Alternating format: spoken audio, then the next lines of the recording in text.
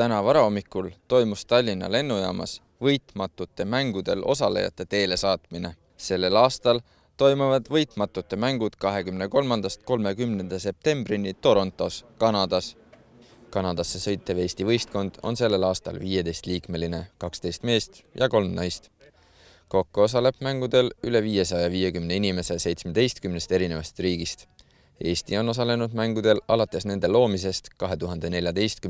aastal. Eelmine aasta meil oli võistkond 13-liikmeline ja medaleid tuli ikka kilodes. Nii et väga edukalt on läinud võistlused. Ettevalmistused on see aasta kindlasti paremad, sest tingimused läinud paremaks, inimesi on rohkem ja protsess on kindlasti olnud parem ja terviklikum. Lisaks lähedastele ja sõpradele oli ka lennujaamas NATO lahingugrupi liitlaste auvahtkond.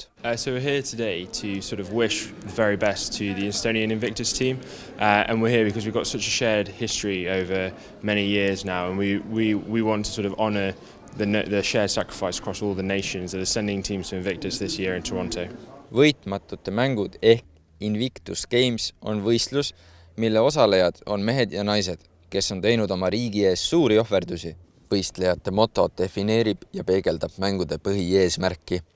Pakkuda hüppelauda isiklike saavutuste jaoks, võistelda mitte ainult teiste, vaid ka enda vastu. Pigem minnakse seda head emotsiooni otsima ja endast parimat andma.